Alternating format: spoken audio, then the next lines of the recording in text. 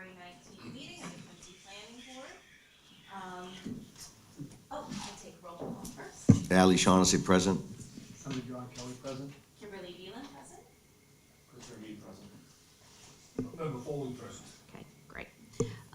Pursuant to the open meeting law, any person may make an audio or video recording of this public meeting or may transmit the meeting through any medium. Attendees are therefore advised that such recordings or transmissions are being made, whether perceived or unperceived, by those present and are deemed acknowledged and permissible.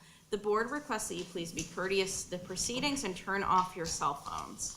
The planning board reserves the right to administer oaths, summon witnesses, call for the production of papers, cross-examine any person giving testimony during the proceedings, declare recess, limit debate, inspect the subject site or buildings during reasonable hours, and adjourn the hearing for cause. The order of business will be announced by the chair. All questions should be directed through the chair.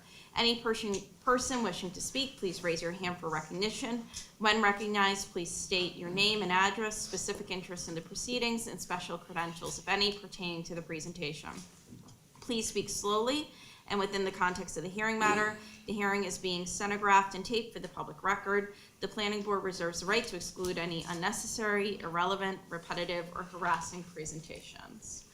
So first we have a business item, and that's to approve the minutes of the January 15th, 2025 planning board meeting.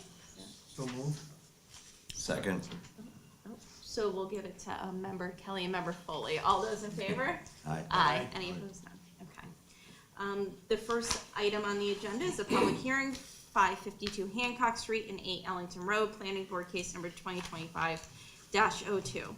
This public hearing shall be conducted to review the application of Wollaston Evangelical Lutheran Church, 47 Weston Ave, Quincy, Mass. 02170, for site plan review under Quincy zoning ordinance Title 17, Section 9.5.1, site plan review, and Section 5.1.17, special permit parking waiver. Utilizing General Law, Chapter 48, Section 3, the so-called Dover Amendment, the applicant proposes the demolition of the existing church at 552 Hancock Street and adjacent parsonage at 8 Ellington Road and construct a new church, social service community center, and educational facility with parking for 6 vehicles on site. The facility will include 3 one-bedroom residential units. The applicant also proposes drainage and other site modifications. The property consists of 2 parcels containing 11,440 square feet of land and is located at 552 Hancock Street and 8 Ellington Road. The subject property is located within the Business B zoning district and is shown on Assessor's Map 5016D, Lot 14, Plot 6, and Assessor's Map 5016D, Lot 13, Plot 5. Good evening. Good evening, Madam Chair and members of the board. For the record, my name is Edward Fleming. I'm here on behalf of the Wollaston Evangelical Lutheran Church. As the chairman indicated, we're here to discuss properties at 552 Hancock Street, which is the existing church building, as well as 8 Ellington Road, which is the existing parsonage building. We're here to seek site plan review under the Dover Amendment, which is Mass General Laws 40A, Section 3, as a religious organization, an educational organization. The church is certainly entitled to the protections of 40A, Section 3. I'm joined tonight by Tim Wismar from the Wollaston Lutheran Church, and our team includes Jim Edwards from Holmes and Edwards, who's here tonight as well. And Jim prepared all the architectural drawings, and he'll go through the building in a little bit more detail in a moment. Michael Joyce from Joyce Consulting is also part of our team. Michael is the civil engineer, has prepared all has prepared all the civil engineering plans and drainage plans.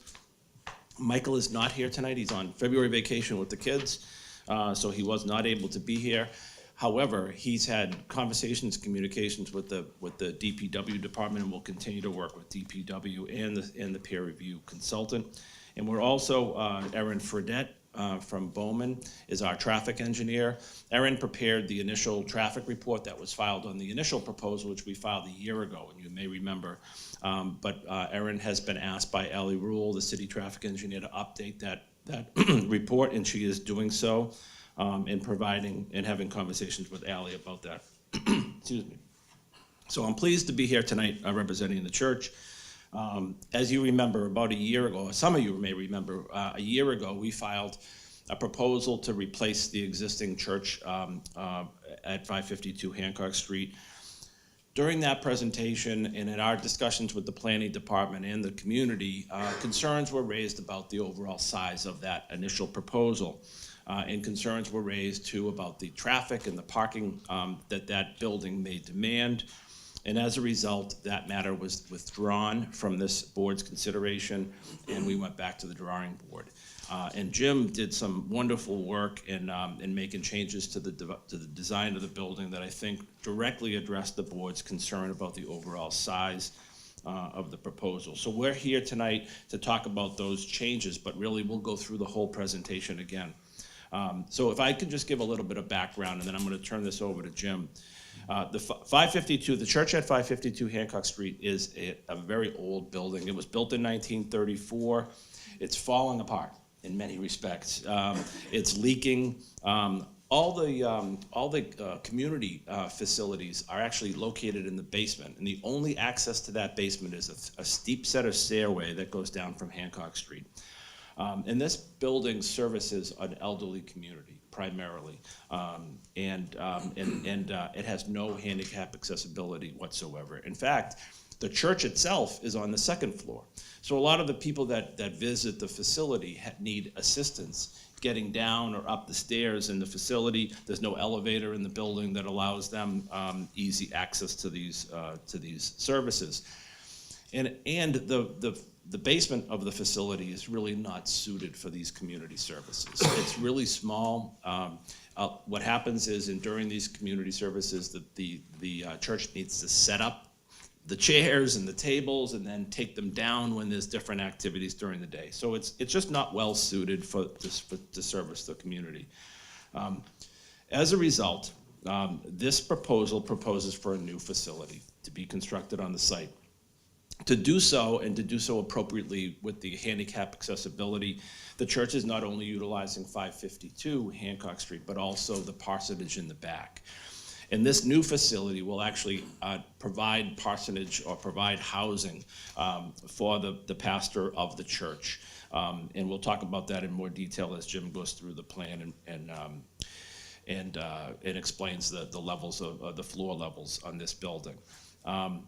This new facility will be handicap accessible. It will provide not only religious services in a church on the second floor, but it will also provide community services, and it will be accessible to the community that it serves. This building represents a 10,000 square foot change in reduction in size. The initial building essentially was a square, and I apologize, I don't have it on the plan, Joe. But on this particular drawing, it shows, on this particular drawing, it shows the initial church. It was a square, it took up the entire site. From property line to property line, it was building. The new building, as you can see, is an L shape. It eliminated a large section of building, and that section of building not only was on the grade level, but it also went up 5 stories. So it was a large reduction in size. As I said, 10,000 square feet. So the building size went from about 35,000 square feet to 25,000 square feet in total size. So that area of the building was removed, and the activity rooms, things that were of concern to this board and to the planning department and to the neighbors, like classrooms and activity space, were dramatically reduced in size. Some of the comments that we heard were, geez, those classrooms are going to provide for a lot of children, and that means a lot of drop-off and pickup. And so those class sizes were reduced. It also provided for a gymnasium on the initial plan, and there was concern about having activities like basketball tournaments and things of that nature that was going to draw in a big crowd of people that would raise potential traffic and parking concerns. That facility or that activity room has been changed in size dramatically as well. So in addition to that, we also studied opportunities for parking. As I said, Erin Fredette is our traffic engineer, and she's working very closely with Ali Rule, the city traffic engineer. And obviously, they're talking about ways in which they can make this a safer and area to park and drop off children, and a safer pedestrian access to and from this facility. But we've also looked into opportunities to gain parking in other locations. The facility itself provides for 6 parking spaces in that in the open lot area in the back that Jim will talk about in more detail. But we also have an agreement with the DeWare Funeral Home next door to utilize the DeWare Funeral Home parking lot during events. And so that's an agreement that we have. It's essentially almost like a tenant at will type of agreement that allows the church to utilize that facility. Tim has also talked about utilizing the Fenno House and has explained to me that a lot of the folks that live in the Fenno House are folks that it actually services a community of 62 and older, but it's also a lower income facility that services lower income folks. And very few, if any, of the people in the facility actually own cars. But regardless of that, the Fenno House does provide parking, and that parking is utilized during the course of the week by the employees of the Fenno House. And it has a number of spaces that are vacant and not utilized on the weekend days. So during the busier hours of the church on the weekend days, that Fenno House parking can be made available for folks that are utilizing the church facility. And in addition to that, we've also reached out to the plaza across the street. I actually happen to represent the folks that own the plaza across the street, so I was able to make a contact with folks in that organization. And there's a large section of that parking lot across the street in the plaza, kind of in the back, almost on the side of the existing commercial strip of buildings that's not utilized very often. And so we've had initial conversations with them to seek parking at least during construction hours, so that during the construction of this facility, a lot of the employees, contractors will be able to park in that area. And there may very well be an opportunity to park during busier church and social events at the church as well in that plaza parking. So with that, I'd like to turn this over to Jim, let Jim kind of walk through the floor plans so that you have a better understanding of the different social services that are being provided within the building. So Joe, if you wanted to skip forward to Jim's site plan, I think it should be colored. Yeah, there. Perfect. Good? Yes, sir. Madam Chair, Chair Lamamby, members of the board. My name is Jim Edwards. I'm with Holmes and Edwards Architects, working with the Wallaston Lutheran Church on the design and redesign of this new facility. Thank you, Mr. Fleming, for that informative introduction. As Ed said, the original proposal was deemed as being too large. It basically did cover up the whole site. The building where it shows parking there, that was a covered space then, because the building was full height all the way around the entire site. So in the redesign, we not only reduced the square footage of the building, but we did a number of things with the site. There were comments back when about visibility from Ellington Road as people come out and enter Hancock Street. They were afraid that with the way the building was shown before, that you wouldn't be able to see traffic arriving from Hancock Street from the north heading south. So we did a couple of things. We moved the building back 5 feet from the sidewalk, which we didn't have that space at the beginning. And we also moved the building closer to Fenno House to allow that corner to be opened up a little bit more, to get people who are at the stop sign there be able to get a better view down Hancock Street for oncoming traffic. So that's kind of a description of the site. But as I will also say, it's an 11,000 square foot plus or minus site. The original building was in the 9,000 square foot range as a footprint, a rectangle of 9,000 square feet. This footprint of the new facility is at 6,300 square feet. So there's a dramatic, almost a 30% reduction in the amount of lot coverage with this particular study. So you will also note that the width of the building, the first floor is the church building, that is basically in line with the parking lot of the DeWare Funeral Home, pretty much. And the width of the building in that particular location is almost identical to the width of the existing church building structure that sits on the site at present. They're almost identical. So the mass of the building as it faces Ellington really hasn't changed too much. It's taller certainly, but its frontage is almost identical to what's there now. Okay, and you'll see it in the plans as you move forward. But this existing link here is an existing link currently which connects Fenno House to the existing church basement, and we're going to enhance that connection, but we're going to maintain it certainly so the folks that live at Fenno House can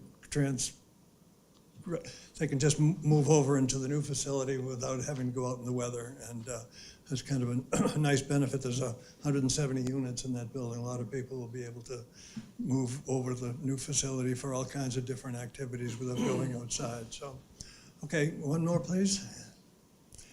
No, I don't want to see any of that engineering stuff. Thank you. Okay, this is good. You can see here that this is the proposed link to Fenno House. Miscellaneous storage rooms, mechanical rooms, sprinklers, elevator rooms, and but mostly it's slab on grade, just some storage, but there's also an elevator stop there, so the folks coming in at the basement level from Fenno House can take the elevator up to the first or whatever floor they end up wanting to go to. So, but that's just back of the barn kinds of rooms. There's nothing fancy down there. The church is first level. It's roughly the same size as the existing church in the 125, 130 congregation size. Its proportions are pretty much the same as what is there now. You can see, I mean, as I just said, the width of it proposed is the same width as what is there now. There's a big, large gathering space for people, as Pastor Steve Law will greet the congregants coming and going, and then there's toilets and there's a meeting room down at the end of that L-shaped first floor plan. So, and then you can see there's an entrance through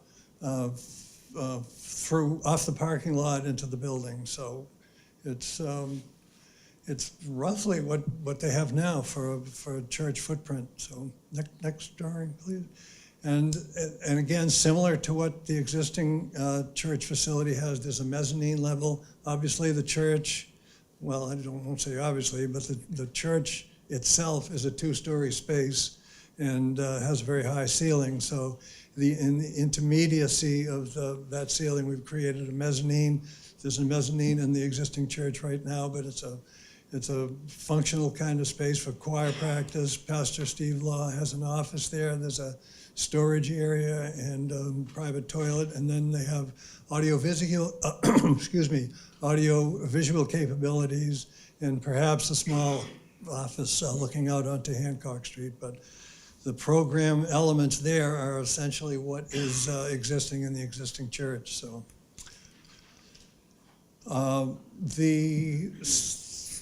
we'll call it level 2. It's level 2 because it's up at a really third floor, but it's because it's a two-story space at the church. It has to be, we're calling it a level 2. So this is basically an activity area. It's got a dining setup and kitchen facilities. The church takes care of feeding many of the congregants on various occasions. They have functions where they might have larger get-togethers, but the original activity area, which was part of the part of the initial proposal, that space there was 5,500 square feet. The space that you see, we're calling it now, that outline in the middle is just what indicates what the size of a badminton court would be. But we've gone from 5,500 square feet to 2,400 square feet. The original footprint of that floor and the original proposal was 9,700 square feet, and the present total area with the gathering space and all is now at 6,192 square feet. So we've reduced that activity level dramatically from the original. The original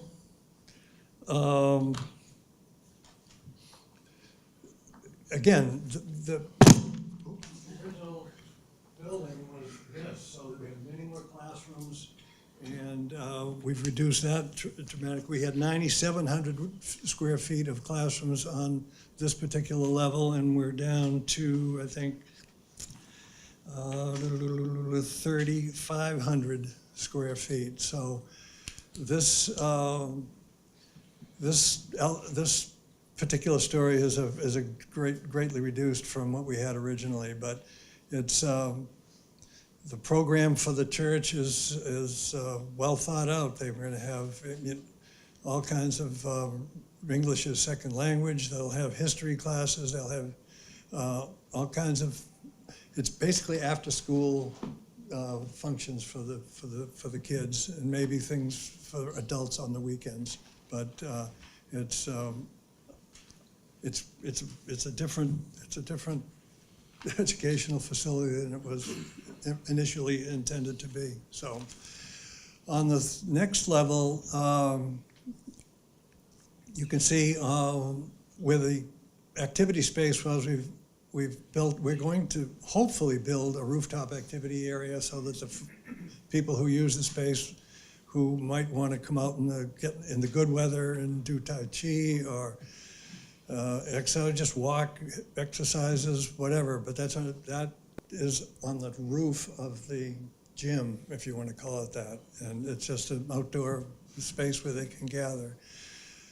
There are 3 dwelling units here, and those might be for seminarians, they might be for graduate students, they are basically for folks associated with the church who may come into the city and do work out in the neighborhoods for whatever reason that we're just helping the community, getting to know them, but they wouldn't be able to, as youngsters, they wouldn't be able to get to be able to pay rent in the city. So these would be provided free of charge to people in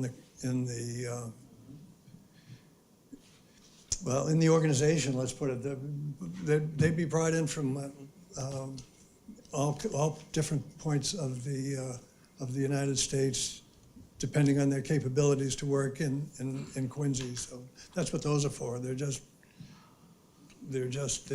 not rental units. Just leave it at that. So, and then on the top floor, we have a small chapel for 40 people or so, and a rooftop garden, and that chapel would be probably run simultaneously with the church facilities on the first floor. There might be a different language going on. There might be a different dialect, but they have the communication capabilities to translate things, to send up to a chapel, and it's just a secondary worship space is all it is. So that's, in addition to reducing the floor plan and changing the shape of the building, we tried to introduce a little bit more of an ecclesiastical feel to the architecture of the building. And this elevation faces out onto Hancock Street, and it's the chapel has a high roof, just as the first floor worship space has a high roof, and we're going to have a stained glass window up there. But with the western light coming in, but that's going to be a very, very nicely designed space for private worship. So, and next is good. This is just an elevation from Ellington Road, and the light section is the building essentially in the same width as the existing church, and the darker section is the parking area, and what you're seeing basically there is the dark is basically the gymnasium, the two-story, we're calling it activity-based gymnasium, and then at that top section, which looks like windows, that's really just kind of protective glazing of some sort to keep people contained within the rooftop activity areas. So, yeah, and that's just a rare view of it, of the L. The white section is the L as it comes out from the building, and the dark space is the main component of the building as it fronts onto Hancock Street. Again, that gives you a three-dimensional view of what's going on. It's going to be metal-clad building, insulated metal panels.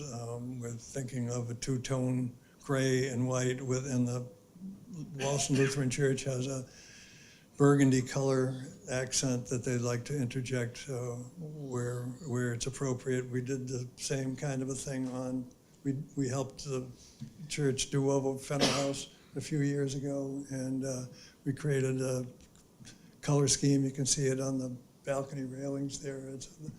It's gray and burgundy, and we're going to try to get this building to kind of team up with it a little bit aesthetically. That same.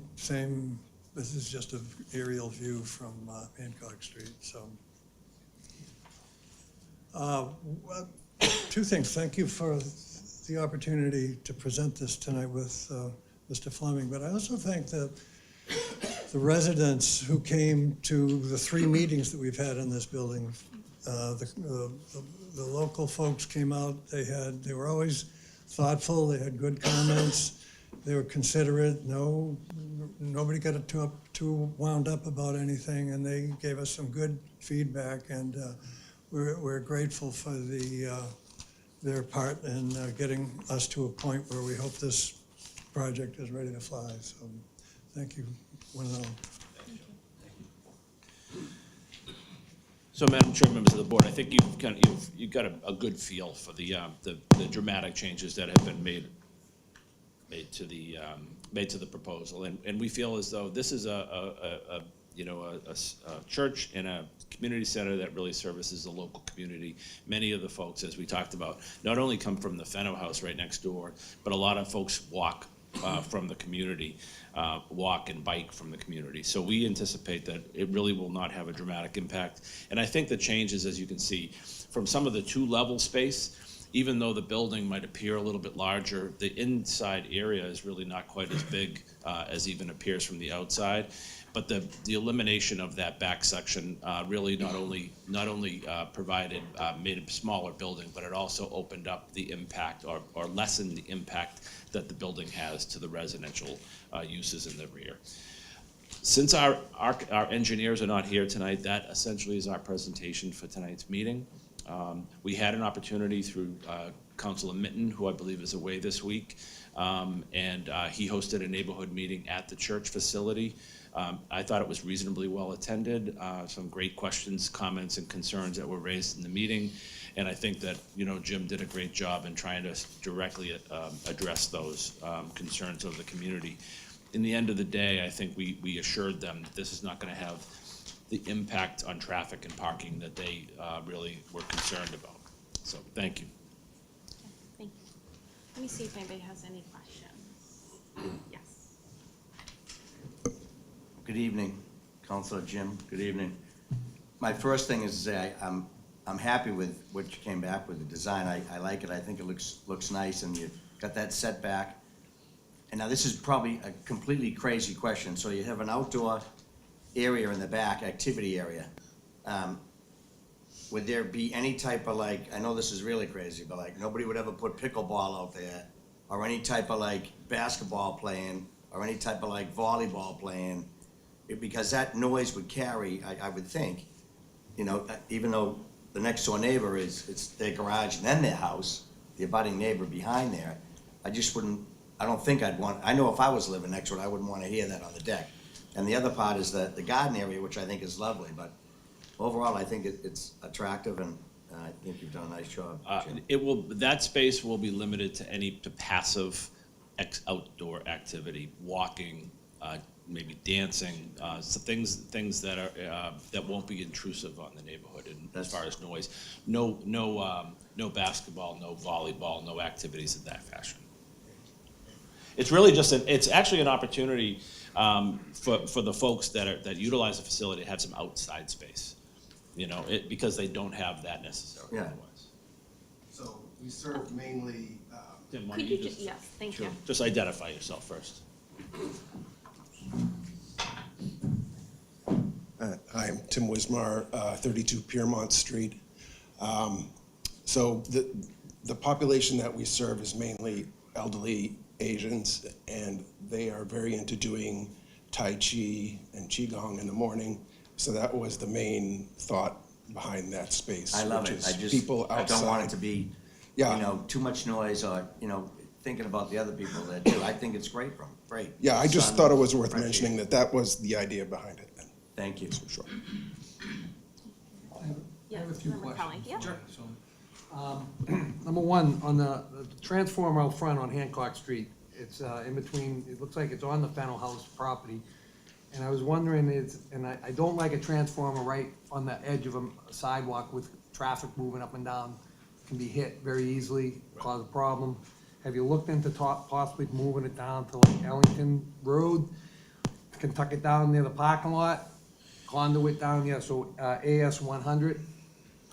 Bring it around to the, on the other side, put the transformer there, tuck it in the back corner of that, and bring it in. I just don't like that up front. Again, it can be hit very easily, and it's right on the side of the road. You're talking 6 feet off the road. Yeah, we can certainly look at placing that in a different location. I think the whole issue, as you know, it will be a discussion with National Grid, where they'll I don't be, think where they'll they have a will be problem, 'cause all comfortable you gotta do is servicing it. Conduit to the electric room. Okay. It's, you know, it's not, it's just my idea. Then, Yep. I got a couple other questions. So then, you have a mechanical room on A101B that's like up in the middle of nowhere. How do you get up there? You got it in an open space, looking to the sanctuary. Up in the top right corner, right? Yeah. Back. AV room, nope, Yeah. mechanical. This.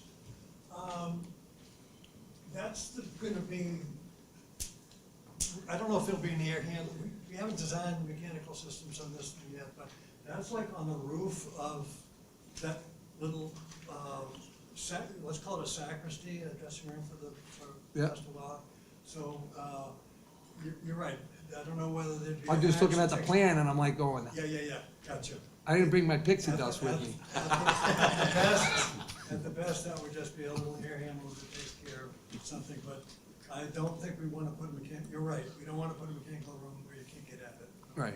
It was in a funny spot. Good observation.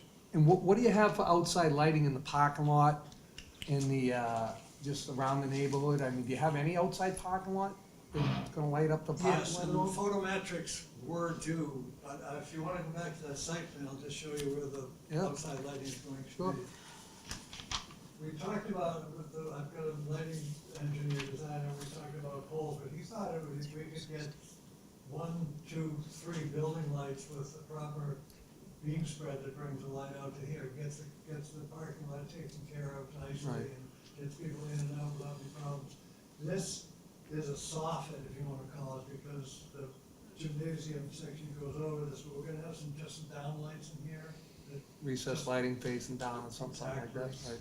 And out here, there is a canopy, and we're gonna have some, like 2 or 3 downlights on that, and so that's kind of it. But we will have a photometric study that will show the Yes. board that it will not have any intrusionary effect on 12 Ellington. And then my question regarding outside lighting is the illumination of the two crosses. What are you gonna have for lighting on the crosses? You said illuminated crosses. One's facing Hancock Street, one's facing Ellington Road. Jim might say something about one of the crosses. It's on the existing Mount Lutheran Church. Well, I'm asking about the illumination. You, on Yeah. your drawing, it says illuminated crosses. It would have a spotlight. So a spotlight shining up on the cross, it's not gonna be up, Yes. it's not gonna be It's not gonna be- illuminated cross. No, it won't. No, it's not gonna be pink. Probably go away. Any spillover will go to Gotcha, infinity. I got you, I got you. Exactly. Yeah. I do like the change of the building from the first building that you guys brought in front of us. At least now you have a laydown area for when you're building the building. You didn't have any of that before. I mean, I know you've set it back a few feet on the sidewalk. I mean, have you thought about maybe kicking it back just a little bit more to give a little more room on the sidewalk possibly? I don't know, they're just throwing that out there, you know, but, other than that, those are my questions I had, so, I appreciate your answers. Extra questions. Any questions from here? No? Okay, all right, I have, I would say a handful of questions. So first, I would like to commend you, it's, I mean, substantially smaller than what we had previously seen. In terms of parking, so I know you mentioned an agreement, tenancy at will with the funeral home during the events. Is that something that's reduced to writing Yes. and that you could submit to the We board? can certainly submit that. Okay, and then just in terms of, I guess, the agreement with the funeral home, you said the Fenno House, maybe the plaza across the street. I would just want some demonstration that any parking share arrangement is not creating a zoning issue, for those other properties, because if we previously permitted a site with, you know, X number of parking spaces, and I'm all for parking share, I think it makes sense, especially if you're using things at different time. We wanna make sure that the zoning is buttoned up and we're not creating any issues relative to that. Site deliveries, how do you anticipate deliveries happening? Yeah. Just backing, I mean, driving from, yeah, Come in here, this way there's access to a hair elevator, it has to go up food or whatever from the, but I don't think there'll be any, necessarily any deliveries. on Okay. it. so, but backing out onto Ellington Road.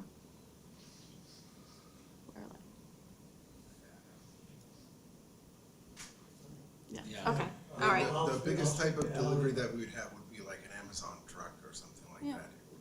We're not running any kind of, Well, UPS truck, ongoing food programming. okay, so, all right. Snow storage on site. Mike Joyce indicated that he had a snow storage plan and. I think it's within the stormwater management report, but the idea was to utilize the green space on around the parking lot area, this space here in the corner, and along the space, the landscape space, as well. There could also be an agreement in large storm events to remove snow from the parking lot area if at all necessary. Yeah, I mean, I don't see running snow or plowing snow into the arborvitae, that, I don't think that's a solution. No, I know. Yeah, It's yeah. certainly it's certainly piling up the minimal snowfall in the green space within that landscape bed. Michael, I do think identified something in the stormwater Okay. management report. I asked him if he could pull that out so that it could be a little bit more easily accessible for the board. So we can certainly address that at the next meeting. We can certainly have an agreement, as I said, that snow be removed from the site in cases of larger storm events. And that can be just done with a private contractor. Obviously, this will be handled by a private contractor hired by the church. Okay. The trash bins, so I assume you've identified there's not, huge food deliveries or anything like that, although you do have a kitchen. I guess I'm concerned about the location adjacent to the residential property. It's right on the property line. Is that just typical trash bin pickup? It doesn't look like dumpsters, but I guess I would like that confirmed. Kind of what is the arrangement there? it's a rolling. So like what you would have at a, To bring up to the. okay. Yeah, so I would like to see that relocated, I would say. I mean, it's right on the property boundary. I think, you know, that's, We'll work on that. okay.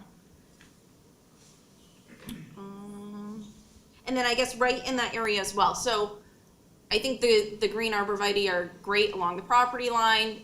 Hopefully you pull in the trash enclosures, but I also think it would be helpful, you stop the trees where the building is. And I don't really think that, Let's continue. yes, thank you. Got it. Let me see.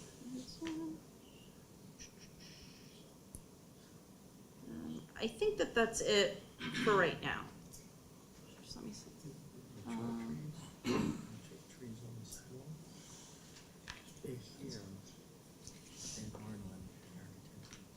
Okay. Mr. Stevens is reminding me, so there's some trees that you said along the sidewalk?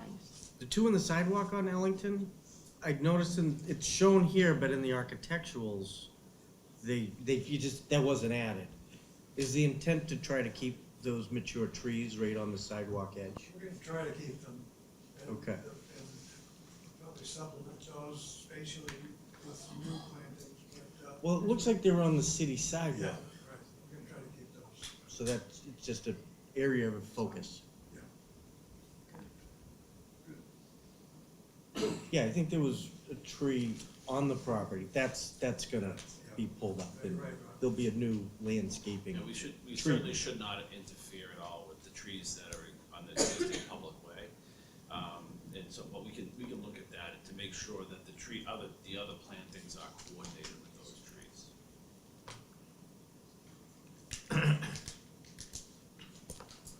And then I guess one more question. So if you're directing or you're contemplating all of this parking happening off-site, as, you know, it must, are there any proposals or have you communicated with the city at all about improvements to sidewalks? And the, you know, signage and visibility? I know that our traffic engineers had some conversations with Ally Rule, and I believe that Ally asked for an update on some things. Certainly, there's gonna be some changes to some of the on-street parking. There's a significant amount of on-street parking that's available for this church now, that's really underutilized. And the church is almost the only party that utilizes that parking on-street. So we actually anticipate that a lot of the parking for this particular use will be serviced by the on-street parking. But there were some things, like eliminating certain spaces, like, for example, the space that's too close to the corner, Ally Rule wanted that to be opened up, so there's gonna be some new signage placed in there. It may be on the other corner as well. So there are some modifications on the on-street parking, but also for the sidewalk itself. The fact that we've actually created or pulled the building back a little bit too, opened up the sidewalk a little bit. So I think there's been some discussions about how we can make that even more pedestrian friendly. So I think there's plans to do some work along that sidewalk corridor. That will be shown, and I apologize that Ellie's not here tonight. I think some of that is spelled out in her traffic report. I can certainly, but we can certainly ask her to be present at the next meeting to kind of talk about some of those things, or at least have that conversation with Ally so that some letter can be provided to the board about that. Okay, thank you. All right, so this is a public hearing, so we'll open it up for public comment. Anybody wishing to speak can just raise their hand. I'll call on you. There's also sign-in sheets. You can sign in for, against, neutral, but concerned or interested. So anybody wishing to speak on this application? Okay. All right, great. So I think we're going to need a continuance on this, Correct. 2 months to April 16th. Correct. Okay. Motion, push this out to April 16th? All right, is there a second? Yes. All right, so, Member Kelly, Member Mead, all those in favor? Aye. Okay, great, thank you. Oh. Yes. I took it out too. I got it. Sorry.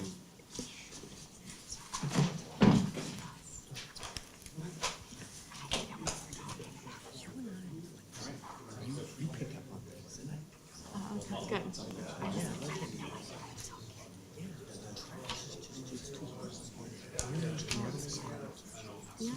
there is two ways, yeah.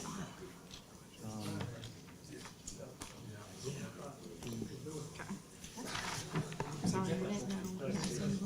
Yeah, so, like, oh. I know, but I didn't know we were talking about it. Yeah, these two trees are split. Oh, yeah. When you get down on the street, yeah, they can take that one out, but yeah, Oh, these those two, are nice, yeah, good. beautiful, yeah. All right, so continuing with our agenda, the next item is public hearing of 42 Lion Street, Planning Board Case Number 2025-03.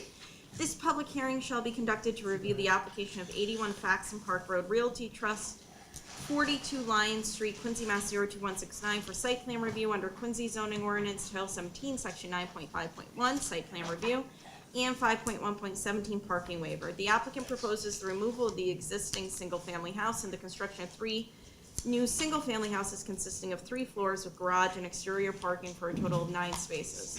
The proposal will also include professionally designed drainage controls and landscaping. The property contains 15,084 square feet of land and is located at 42 Lion Street. The subject property is located within a Residence B zoning district and shown on Assessor's Map 4043, Lot 18, Plot 4. Attorney Fleming. Back again. Thank you, Madam Chair and members of the board. Again, Edward Fleming on behalf of Stephen Bayless, who is the trustee of 81 Faxon Park Road Realty Trust. And as you indicated, the property we're discussing tonight is at 42 Lion Street in West Quincy. It's zone Residence B, so it allows for multifamily style use. In this particular site, and because of its size at 15,804 square feet, allows for 3 units to be constructed on site. I actually had conversations with our building inspector, Rob Conlon, and discussed with him about whether or not this particular application would be in compliance as designed and as we'll discuss tonight. And he indicated to me that he was comfortable that it would be in compliance with the zoning. So this proposal is actually in full compliance with zoning, and it requires site plan review under our ordinance because it provides for 3 units or more. In fact, I had discussions with the planning department about whether or not it was necessary to come before the board, and the department asked that we do so because of the nature of the neighborhood, but also because of to appropriately address drainage in the rear of the site. With me tonight is Stephen Bayless, who is the trustee and owner of the property. Brian Donahue is our architect from Donahue Architects, and Jim Burke, who is the civil engineer. And Jim will talk about the civil engineering aspects of this and the drainage that the department raised concerns about. As I indicated, Mr. Bayless is the owner of the property. He owns this property in trust at 42 Lion Street. The property is a 15,804 square foot parcel of land, which is improved by a single family home right now. And that home was built in 1955. Mr. Bayless acquired this property within the past year with the intention of moving forward with the proposal as like this. This 15,000 square, this parcel actually within the neighborhood is the largest parcel in the neighborhood. It's similar to a parcel at 55 Lion Street, which is at the dead end of Lyons on the opposite side of the street, which, as you may have seen when you drove in that neighborhood, was a development that was done by the Galvins. The Galvin development did that a number of years ago, and that's zoned the same way. In their development, they developed it with 5 townhouse-style condominiums, kind of side by side. This project is actually a little bit smaller in size. It's instead of 20,000 square feet, which I think the Galvin's is, this is at 15,804. But in designing this proposal, what Mr. Bayless wanted to do was really to keep in mind the residential character of this neighborhood, because a lot of the homes in this neighborhood are single family in nature. So you'll see tonight's proposal really kind of fits into this community, even more so than a multi-family style development. So Mr. Bayless is proposing to remove the existing single-family house and construct 3 new single-family style homes on the site. And although they'll be on one parcel, which qualifies them as multi-units on multiple units, There'll be individual single-family homes, and they'll be serviced by a driveway that will come in off of Lyons, and then it will branch off to the 3 homes on the site. And it will provide for separate driveways, entering to private garages within the single-family homes that'll be created on the site. In fact, the size of this proposal is about 150 feet short of allowing for another unit by right. So the 3 units on this site actually fits really well. And you'll see on the site plan, there's a lot of green space. It's a lot of yard will be maintained and will remain on the site. And it won't have a dramatic impact in changing the character of the neighborhood for the homes about it. They'll be very compatible in many respects.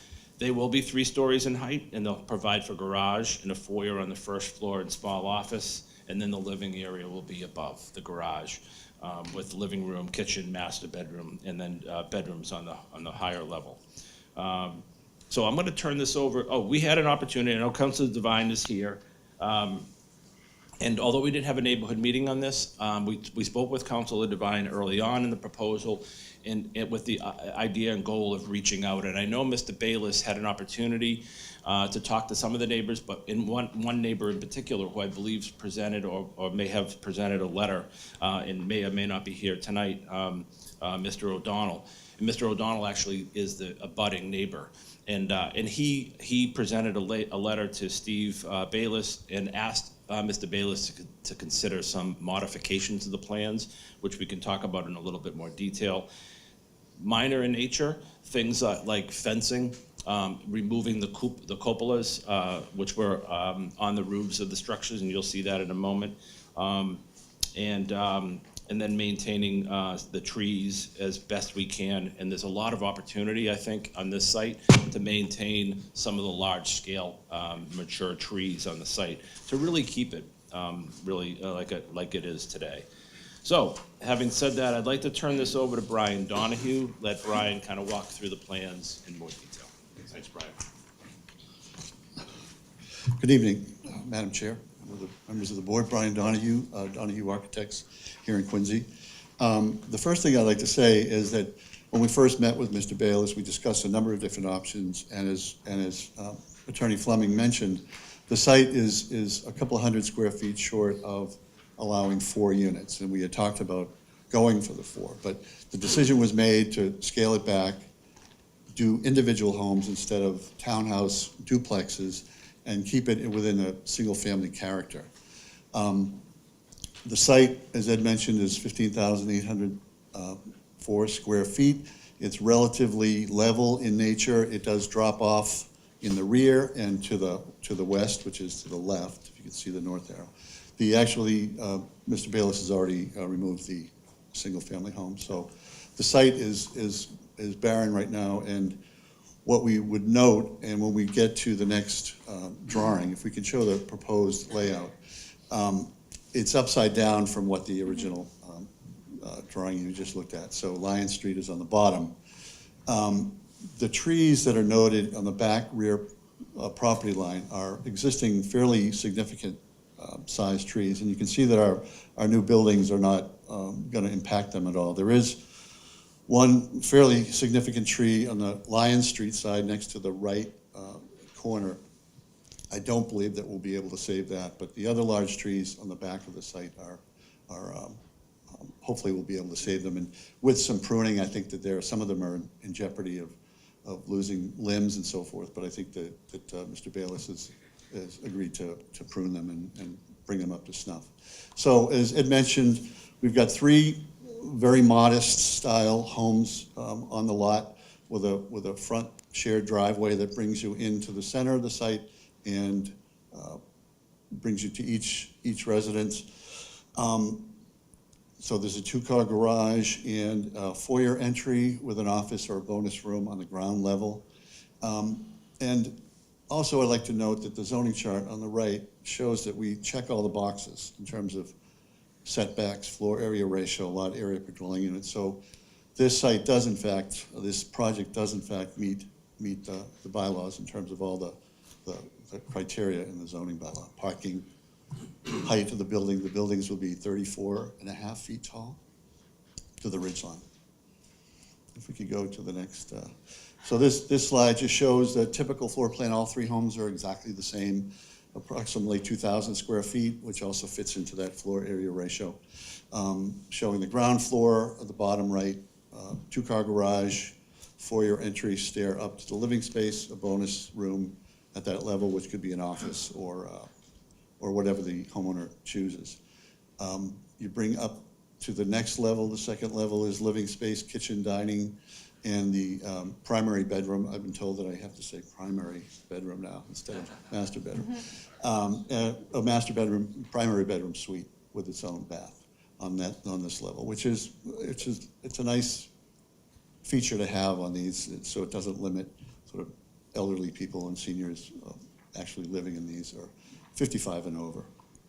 Then the top level is 2 bedrooms and a bath, a shared bath for those 2 bedrooms on the top. The master's, I keep saying that, I can't get away from it. The primary bedroom has a cathedral ceiling, so it's small in dimension, 10 by 12, but it'll have nice ceiling height to make it more appealing. Next slide is our elevation showing the general modest character of a New England home with shingle style and clapboards. It shows the 3-level. The front top right is the garage entry with the man door entry into the foyer on the left, master bedroom, primary bedroom above that, living space, and at the top level, we've dormered it so we can bring the eave line down to make it appear to bring the scale down. So it does have a dimension to the ridge line of 34.5 feet. Finally, the renderings show bird's eye view and eye level view of the property and the homes. We've tried to make it appealing in a way that we've given each home a different color to characterize that home as the person that buys that. I live in the red home or the gray home. It shows just 3-dimensionally how these buildings interface with each other and what the character of the site as a whole would be. In general, I think I know that there are concerns about visibility and fencing and so forth. What our plans would be to have this professional landscape plan done, which we haven't produced that as of yet. In terms of lighting, I think that our intent here is really to have sconce lighting on the buildings at the entryways. That bay in the front over the garage would have recessed lighting to light that area, and any other egress door would have a small sconce. So I don't see this as illuminating any more than any other single-family house. We don't really have plans, or we haven't talked about any kind of bollards or posts out in the parking area. So with that, I can pass it on to Jim Burke, who's going to talk about the drainage.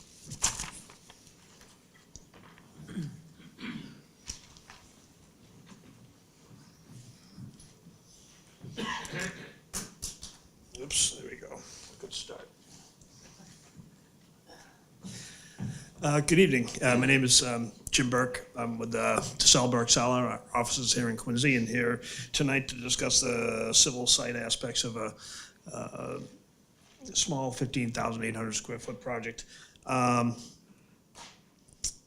original single family house is about 1,600 square feet, and as discussed earlier, the topography kind of slopes east to west down the street. The street's about 3-4% in grade. The topography also slopes off to the south. The fairly steep gradient, and what we're proposing really is to kind of maintain those grades, but at the same time, if you look at, I don't know, Joe, if you get maybe the second, that one works. You can see the retaining wall on the back, and that just kind of levels out the backyard for the homeowners of that particular unit. And you can see the green space. It's all great usable stuff. They have existing water and sewer on the property as well. We're going to be cutting capping for the existing services. Each of these homes have their own water service, sewer service, and we kind of designed it that way in particular to kind of keep it more of a single-family home aspect. So they're basically sharing a driveway. They'll all be traveling, you know, bringing their trash out from the garage and putting it curbside. So you have like kind of a condo situation where everyone has their own home. It's an unusual development. I haven't done one like this in a long time. Stormwater control, we have a significant amount of underground infiltration. The ones out front were butterflied a catch basin to take on 6 concrete 4x4x4 recharge units. In addition to that, we have some individual ones to capture the roof runoff as well. There is significant improvement for all the point discharges. There's one to the south that's, you know, cut in half. There's one to the west that's also cut in half, and actually Lion Street has also reduced in runoff with regard to what the town has to handle for runoff coming into to Lions itself.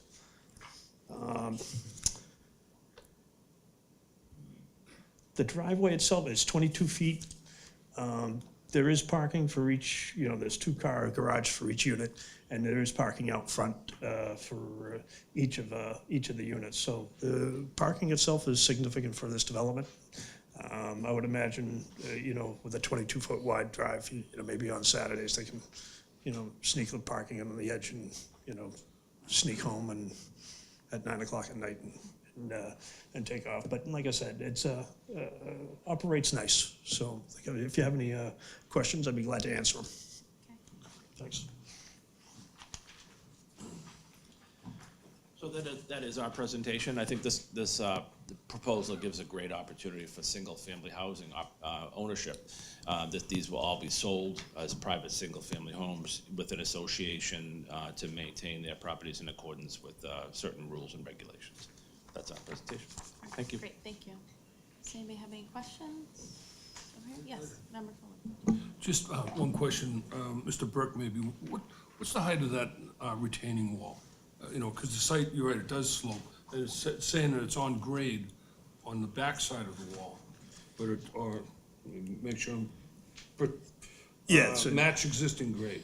Match existing grade, yeah. So it's So on the front, well, how high is the wall? 4 feet. Okay. Yeah. So it's really So just it's kind a of wall. Yeah, exactly. It is a wall. If you look at as it slopes off towards the south, probably comes in at like, you know, a 4-to-1 clip.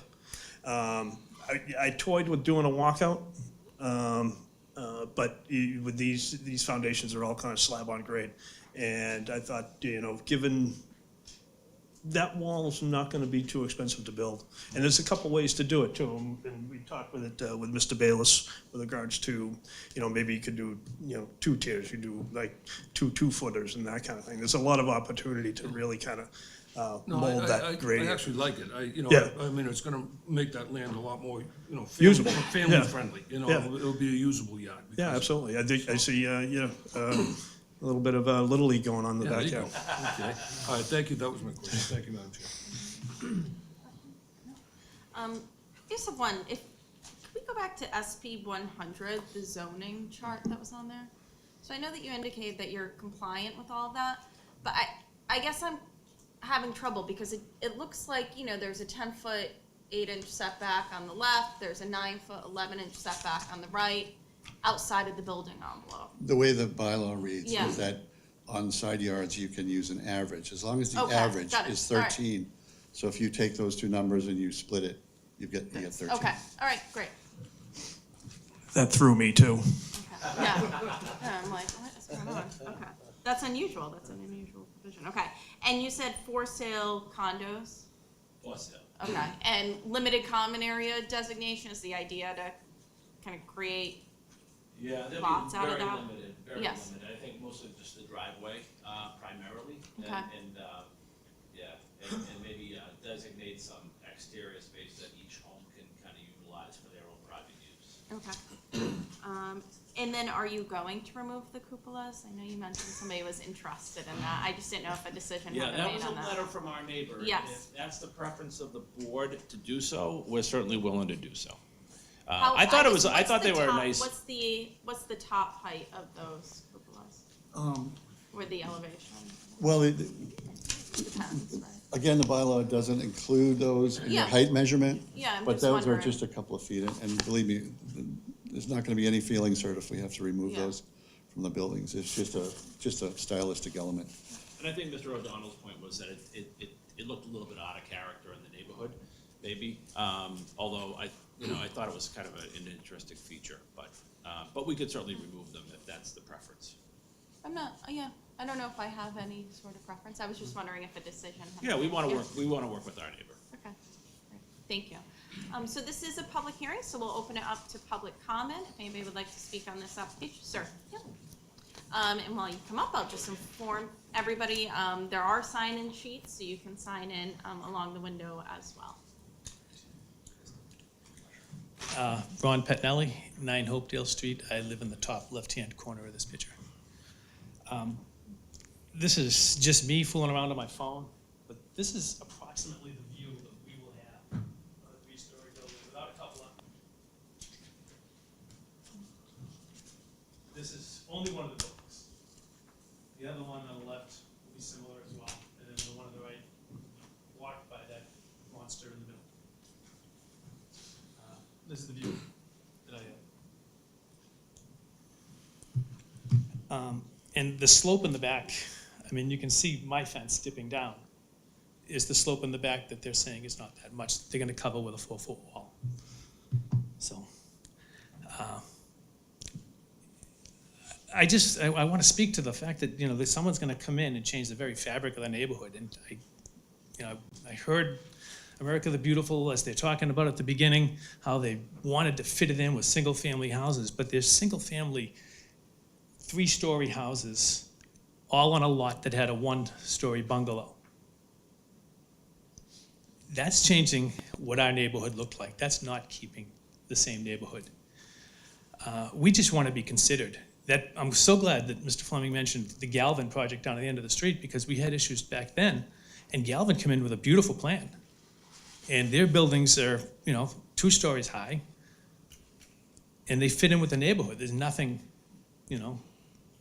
astronomically giant compared to what this is going to be.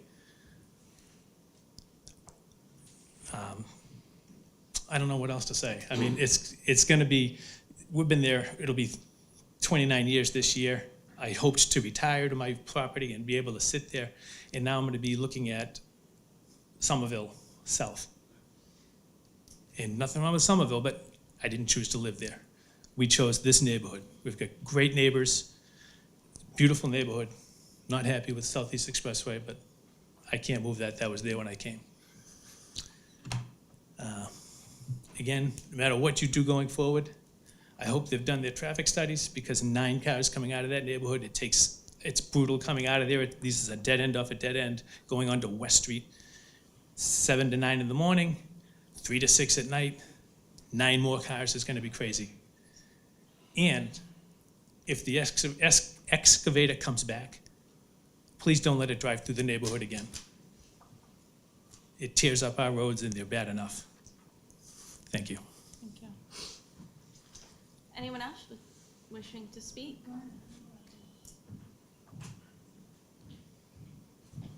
I'm Joan Falvey. I live at 45 Lion Street.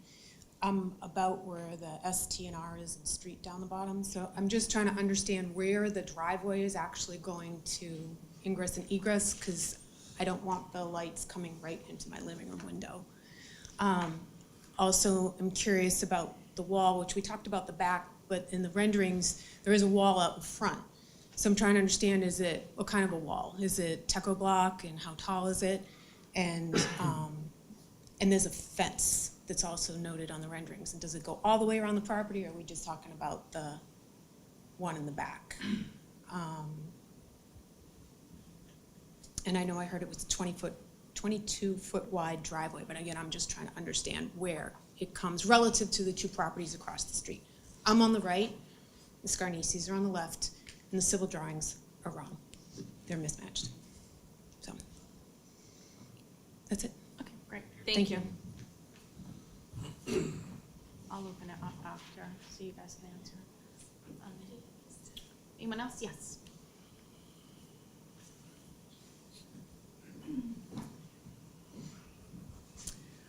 Lisa Johnson, I live at 51 Lion Street, almost across the street from this. And I agree with Mr. Pettinelli. This is taking a single lot that had a single-story home, bungalow home, and putting 3 monster houses. It's changing the look of the neighborhood, changing the feel of the neighborhood. We all have single-family homes, and putting these 3 monster, 3-story homes is going to change our neighborhood. It's going to increase the traffic of a dead end, well, you can't call it dead end anymore, that's not politically correct. It's just changing, going to change the neighborhood significantly. And I am definitely taking a lot and putting 3 monster homes on it is against what I feel is going to change our neighborhood. Thank you. Thank you. Anyone else wishing to speak on this application? Sir.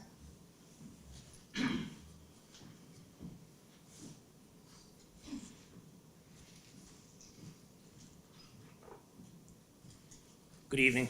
My name is Dan Gill, and I live at 19 Hopedale Street, next to the Pettinellis, so I'm right behind the property. I guess one of my biggest concerns is the drainage, and I guess that's being addressed, but it is a big concern because there's been water issues in the neighborhood.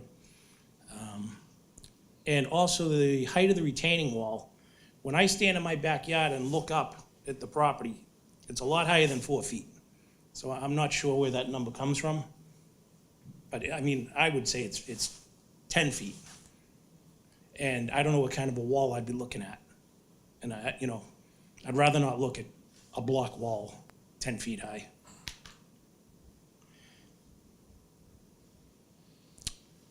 And I mean, I'm sure the landscape will be taken care of. The trees out there are in rough shape now. That's, I'm sure that would all be worked out. And that's probably my biggest concern. And I think the cupolas are a nice touch, honestly. So put me down for yay. Thank you. Thank you. Anyone else wishing to speak on this application?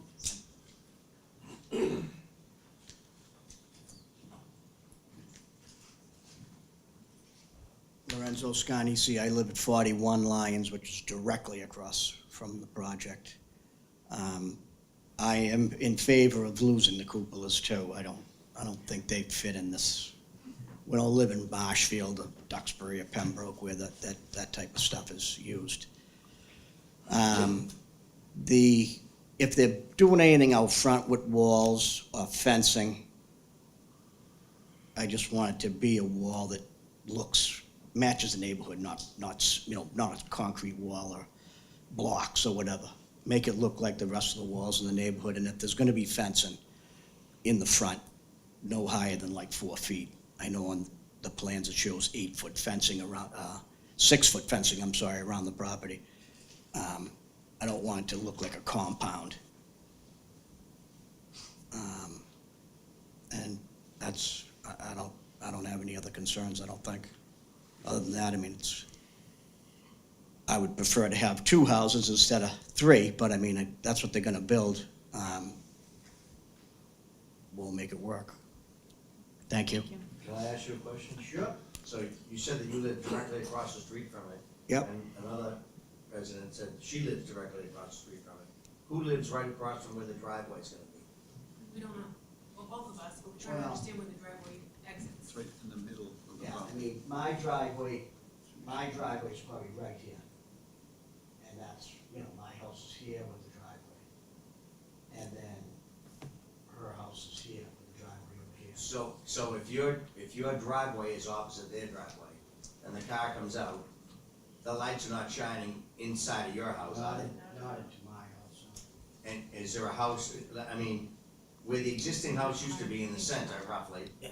I don't know where the driveway was, left or right, but did it shine into people's Their houses? existing driveway was here, which, yes, shined right into my house. That used to shine into your house.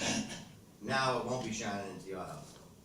it'll probably be shining probably the corner of my house and my driveway, but it won't be I'm just trying to, thank you.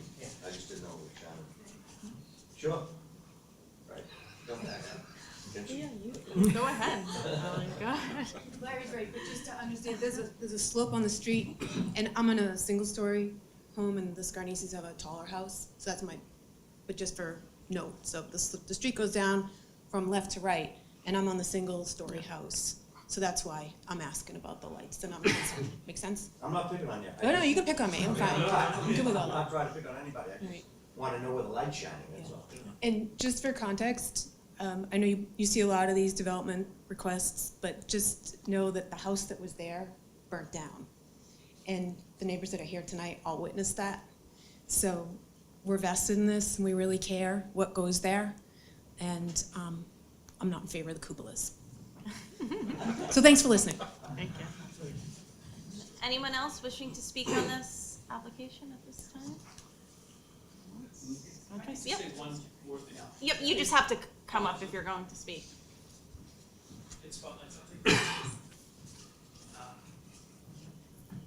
If they would just smush down, take out more of that green space that they're raving about, but it's the blue space we're losing. None of us are gonna see the sky with those tall buildings. So if they could stretch them out a little on all the sides, it would fit more like the Galvin residences down in the corner, and we'd welcome 3 new neighbors. Well, at least I would. And a lot of those living spaces as they are now, with the decks where they are now, are looking into our properties. Like where I wanted to be sitting out on my patio. I'm gonna be waving to neighbors, hopefully with all 5 fingers. Anyone else wishing to speak on this at this time? No? Okay, so we do have one comment letter that was submitted from Matthew O'Donnell, 34 Lion Street. Dear Planning Board, I am writing this letter as a direct abutter on the east parcel boundary since 2018 in support of the proposed development at 42 Lion Street. I have spoken with the applicant on several occasions and expressed my general support for the project as long as if it's within current zoning standards. While I am in support, I have several comments to the proposal which I would like entered into the record. I understand that the project meets nearly all zoning requirements, but in the spirit of being a good neighbor, I would like these comments to be considered on the final plans. 1, fencing. If a fence is to be constructed around the property, I would ask that it replaces the existing wooden chain link fence currently constructed instead of being built up against it. If the applicant intends to construct a fence on the front of the property along Lion Street, I ask that he reconsider a 6-foot privacy fence in favor of something more aesthetically pleasing, such as a shorter picket fence or no fence in the front at all. Trees, that any vegetation, overgrown, dying trees be removed around the perimeter of the property and replaced with proper landscaping. There is a section on the east side of the subject property that is very overgrown and unsightly from the corner of the driveway entrance to the rear of the property that should be cleaned up. Cupola. Removal of the cupola shown in the architectural drawings. I do not believe this architectural detail enhances the aesthetic value of the project and believe it would stick out in the neighborhood. The proposal is already 3 stories and do not wish to seek additional height from cupola. While I am no longer a resident of the city, I intend to hold my property on Lion Street for decades to come and want to be sure the fabric of the neighborhood is preserved. Thank you for allowing me the opportunity to provide comments on the proposal. So I will open it back to you, Attorney Fleming. I don't know if you want to respond to any. Oh, excuse me. I'm sorry, Counselor Devine. Sorry about that. I didn't know it was asking for people after me. James Devine, 117 Cross Street. We did have a very loose neighborhood meeting on a Sunday with the neighbors. Most of them got up and expressed their stuff, their concerns. This is it's a pretty tight neighborhood. When I heard that there was plans to be putting these units in, I immediately said, you have some very great neighbors that love their neighborhood. They've been living there for a long time, 30 years, probably, maybe some even more. They expressed the problem of possible water. One person, he says he has a dry basement now, but he's concerned. So I know that we've talked about the water that way, but it's definitely an issue. But as this being it is a neighborhood street, the Galvin's project at the end Don't quote me, but I believe it was actually Furnace Brook Parkway address that was converted into that. So all those other houses, they've all been single-family houses, or maybe possibly two families, but it's one of those dying neighborhoods that we have. So I'd just like to let you know that some of the neighbors, they do have issues with the amount on the property, big issues. And a lot of the neighborhoods, we don't want to see them go away. So I hope that you take the neighbors' opinions and weigh it out as much as possible. Okay? Thank you. Thank you. Are you for the cupolas or against? No comment.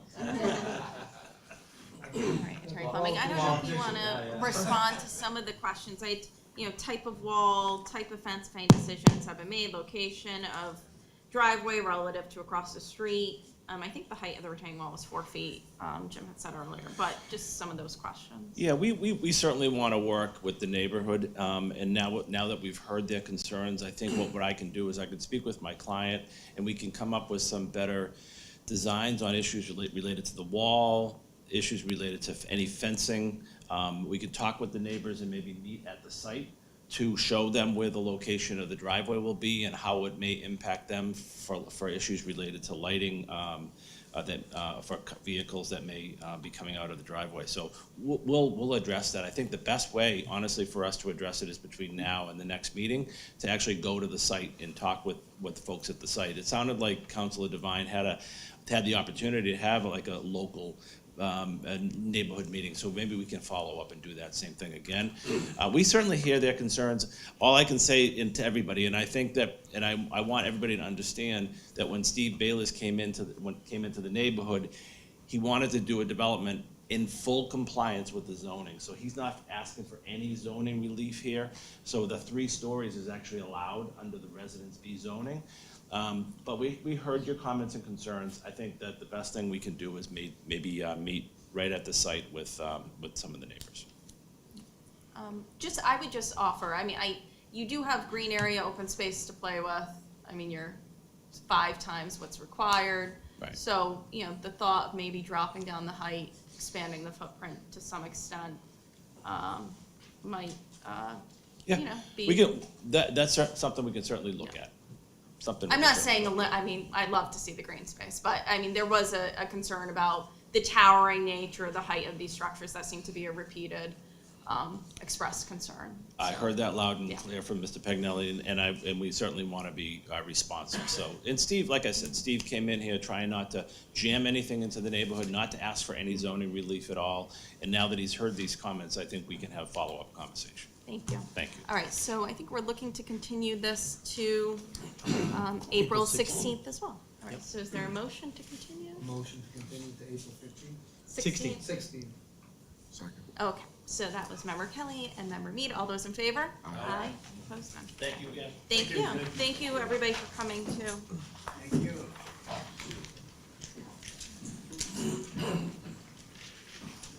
Hey, how you doing? Right.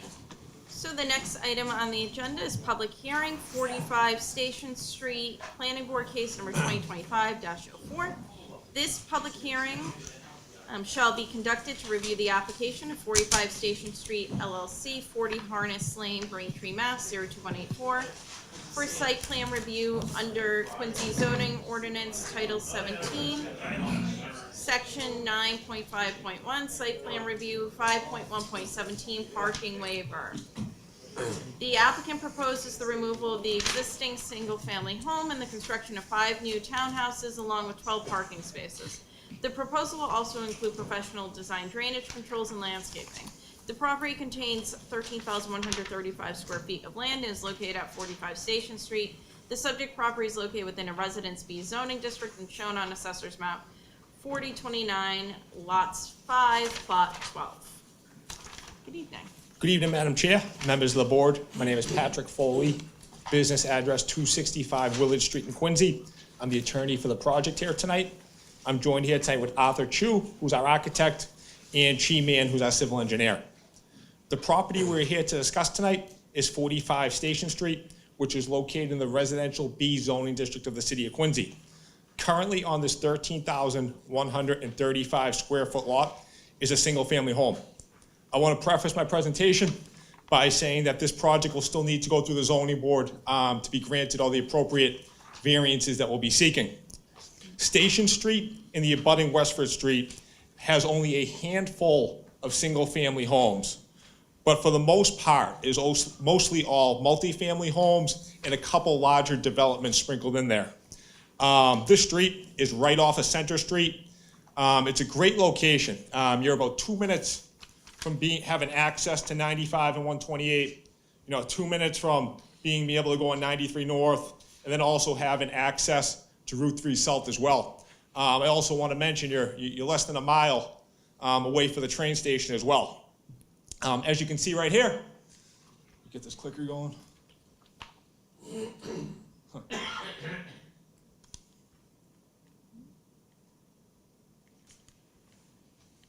we go.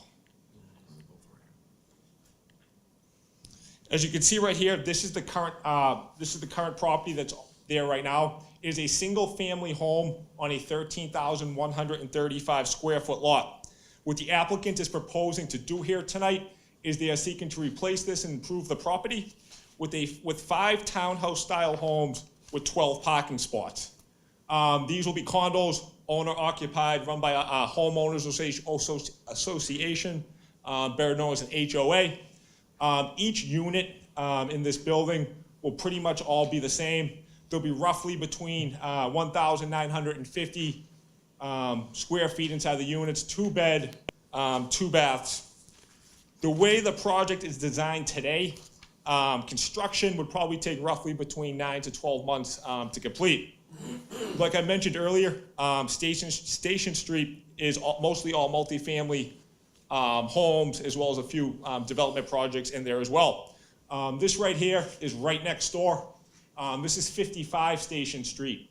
55 Station Street, like what we're seeking here tonight, is also a 5-unit complex. The only difference is this 5-unit complex right here is about 10,640 square feet. So we're roughly about 2,500 square feet bigger than what's directly right next door to us. Also, we have 12 parking spots. I believe they have about 9 on their lot as well. So right here, further down the street, probably about another 35 to 40 yards, that's 71 Station Street. That's 24 units, and that's on roughly 20,000 square feet. So we're offering a better parking ratio and a better lot area per dwelling unit ratio than what's there right now. Then as you go there, Westford Street, it's the hill immediately in front of the house right there. So if you go 40 yards up the hill right there, that's another 12 units up there as well. And the point I'm trying to make here by going over all these projects in the neighborhood is that, this fits into the character of the neighborhood. We're not looking to do anything that hasn't been done in this neighborhood before. I also want to point out that we have a daycare center directly abutting us to the other side as well. And I think I failed to mention, this is a dead-end street when you get down towards our end of Station Street. And I think it's important to mention that because I think being on a dead-end street, we're going to have minimal impact on traffic. Center Street's a very busy street, and anyone that's from the city of Quincy knows a lot of those side streets off of Center Street are very popular cut-through streets. This here, obviously being a dead end, cannot be cut through, so the only people coming up and down the street are people that have to be down here. People that live down here or people that are visiting somebody on here. Just want to go over the architect plans right here. Let me switch over to them. Right there, you can see our design of our building right there, and that's with the current property right there that we already went over. As you can see right here, this is our building. So if you're coming off Center Street down Station Street, you'll enter the property right there to the right-hand side. And as you see right there, that's how the buildings are all going to be structured. 1, 2, 3, 4, 5, right down the line. Each property is going to have garage parking for 1 spot. They'll give us 5 spots. And then you'll see right here as well, there's 7 additional spots on the outside, giving us 12 spots altogether, satisfying the 11.25 zoning requirement for parking in residential B. Just going over the floor plan here a little bit on the inside. As you can see, this is our first floor right here. And I know I said earlier in the presentation that all 5 of these units are gonna be roughly around 1,950 square feet, and they're all pretty much gonna mirror each other. So right here, as you see, is the first floor. We're gonna have a spot right there for a car. We're also gonna have space in there for trash barrels and recycling bins. Due to the size of this project, trash and recycling will be the responsibility of the owner of the property. So like we all do, trash night, I believe it's Thursday night, in that area of the city, they'll drag their trash out front and the city will come by and take it. Also in there, the first floor, you'll see there's mechanicals as well as a small office. Jumping up to the second floor right here, traditional living room, kitchen, 1 bedroom down there as well, and an outside balcony off to the side as well. Going up here, this will be the 3rd floor. So the building will be 3 stories. Once again, that'll be satisfying residential B zoning variances by being 3 stories high. Up here, you'll have a primary bedroom and another bedroom as well, giving us 3 bedrooms total for the layout. Switching over here. These are the front and side elevations of the building. As you can see right here, it's 31 feet high. Again, satisfying the residential B zoning requirement for height. Also, we got some shingles up there as well. You see right there, my eyes. We have dormers as well, and we're gonna have fiber cement boarding and siding, as well as a metal roof as well. Skipping over here to the front of the, because the layout's gonna be, the side of the building looks like a traditional, front. We'll have our front door right there. We'll also have our garage door that I already mentioned as well right there. Again, 3 stories high. This is the back of the other side of the building right there. As you can see, we have a balcony overlooking the 2nd floor as well. Little landscaping right there in the back. We have a lot more coming when we get to the landscaping portion of the presentation as well. Right there, that is hopefully the finished product. But I know, like anything, we're gonna have to talk to the board and hear some neighbor feedback on this as well. Skipping over to our site plan. Like I've mentioned before, 13,135 square feet, single-family home on there right now. We weren't able to get a lighting plan in. Just want to hop over here really fast and just tell you we're going to have 3 light poles right in the parking area, just going down, basically all spaced out, to provide some much-needed lighting for that area. Anybody that's down there knows that when you go down that Station Street, especially the dead-end area there, it gets very dark down there at night. So we want to provide some much-needed lighting, especially in the parking area as well. We're going to have a 6-foot vinyl fence, basically U-shaped, going around the perimeter of the property. And then outside that, we're going to have a cement retaining wall as well. We're going to have an underground infiltration system. I'm going to have Chia come up. He's going to talk about the infiltration system and the drainage as well. Going through right here. This is our landscaping plan right here. As you see, we probably have about 10 different types of plants, bushes, really to give some life to this property, really make it look pretty, really make it look like something that everybody in this neighborhood, I think, will be really proud of. Skipping over here, here's our snow management plan. Like I mentioned earlier in the presentation, these are going to be condos, which is going to be run by an HOA. And so I'm probably going to be drafting them, so I'm going to make sure, the condo documents, we're going to make sure that there's a management company that comes through, plows the area. We have different areas right there for snow storage as well. We'll write into the documents, if there's excessive amount of snow, we'll take it off the property as well. So Chi, if you want to come up and just talk about the drainage and the infiltration system, and then we can open up for some questions.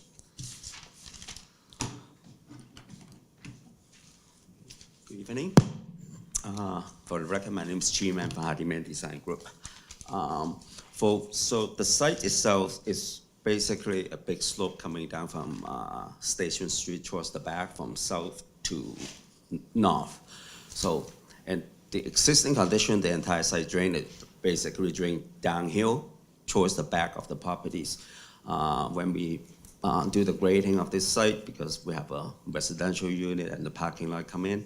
So we are raising the grade on the existing site with a gentle 5%, so we can get into each of the unit, the garage easily. So we end up having a retaining wall around the side and the back. And on the parking lot itself, we are going to have a catch basin and a deep sump manhole to capture all the site runoff. So all the parking lot runoff and also the roof drain will be treated by the catch basin and the sump manhole before it's going into 28 of the 4x4x4 concrete galleys. We did 2 test pits on site. They are gravely sand. They are very good, have very good infiltration rate.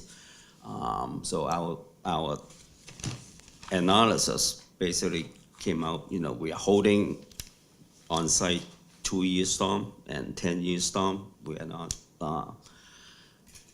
because we don't have a storm drain that we can have an overflow. Basically, the system is going to self-contain the runoff and infiltrate all the impervious area, the runoff from the impervious area from the site.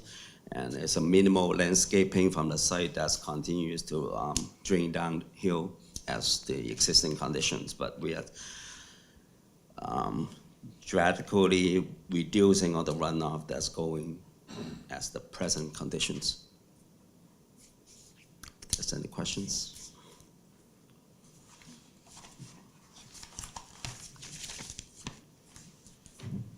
Is that everything? Okay. Let me see if anybody has questions for the team as a whole. So I just had a couple questions. Yeah. So, are we gonna be putting electric charging stations in these? Yes, actually, I had that conversation with my client today, because I knew I had a feeling that'd come up. So yes, he's gonna be doing electric charging stations. Then, I'm gonna go way out of my element here. I was looking at the drawing, I noticed 2.5 baths. So you have 1 full bath and then 2 half baths. You're gonna have 3 units and only have 1 bath. Excuse, could you repeat that? So the bathrooms. Yes. You have one full bath Yeah, and then 2 half baths. yes, Right? yeah, For 3 units. yeah. That just- Yeah, but I'll talk, I know we're gonna have a little And then, I break gotta be between. honest with you, Counselor, I think it's too big for the lot. I think, 4 would fit better in that lot. That's just me, I think 5's a lot for that lot. That's all I have. Okay, thank you. Any questions? Yeah. Chief, one thing, when I looked at the lot, I thought that the road behind, where is it here? Hines Avenue, I didn't go around that side, but just looking down, I thought the road came right up to the back of the property. This shows that I was mistaken. So right now, there's no control on the water on that property. It's free flowing down that hill. That's To those correct. other properties behind. That's correct, directly. That's a tough situation for those people down there. Well, that's why we have a huge infiltration system, because I saw that. I we saw that. cannot have overflow directly into our neighbor. We don't have a pipe on the street that we can. Yeah, tie and the that's, overflow visually, into. when I looked down, I thought that the road behind continued. But now looking at this, No, I it's- realize it's- it's going into other people's property. So if nothing else, the drainage, thanks for going robust on that drainage design. Thank you. That's it. Thank you, Madam Chair. Any other questions? No? Yeah. go I'm looking at ahead. this. Yep. So you got 5 units here. Where will they put their trash on the side, on the street?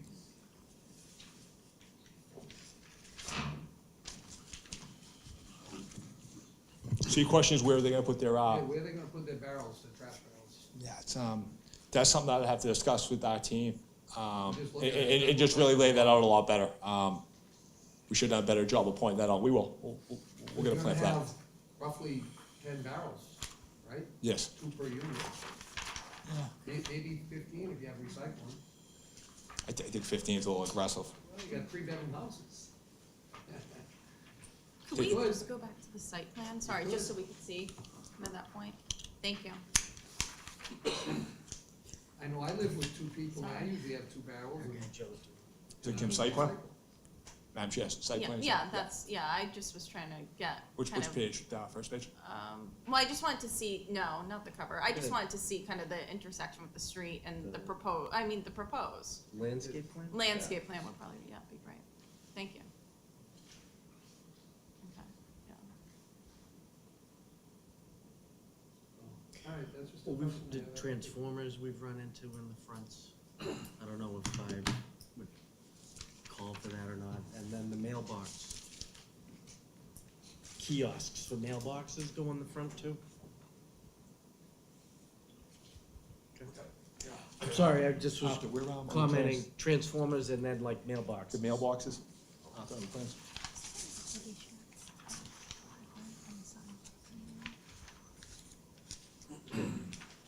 Yeah, the mailboxes, right there. No.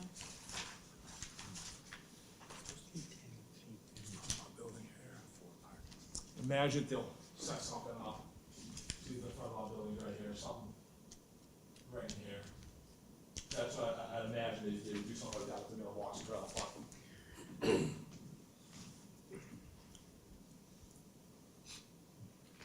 Okay. Kim, can I go? Oh, To- yes, To yeah.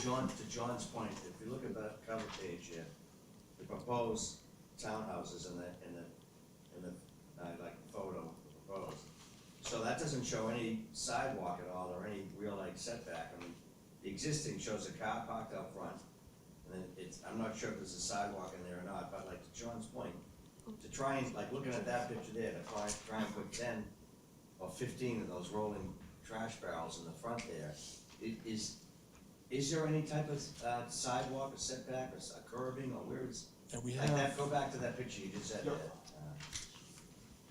I think the sidewalk ends See that on the street? Yeah, Right, so there's no sidewalk there, it's just public street there? Yes. Sidewalk, public street. So the sidewalk. Yeah, there is sidewalk public. So you're gonna have the barrels on the sidewalk, all 10 of them right there, is that what you're saying? yes. Yeah, that's,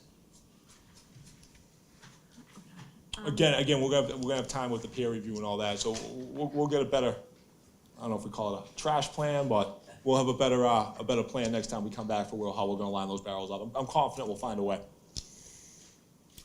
Okay, could you just go back to the site plan? I just have a couple of questions myself. Sure. too. So, I guess, so car, oh, you just had it. Car backing, yeah, so I think you had it, maybe it was the landscape plan, then that would be better. I just think that cover page, yeah, that's right. Yep. So car backing out of that first unit, it just seems very tight. Somebody turns into that, into the property, and you have a car backing out right there. I mean, it doesn't look like there's even space to queue one car there. We have the proper turn radiuses and everything right there, Chief? Yeah, the driveway opening is 20 feet, but as you go into the properties, it widen up, we have a 24-foot driveway. So I'm thinking more about the conflict point. So if you had the length of a car, right? So if a car was backing out or backing into that, I guess backing out from that front garage, it's creating a conflict point right when you get onto the property that I would just say is a little bit of a concern. Okay.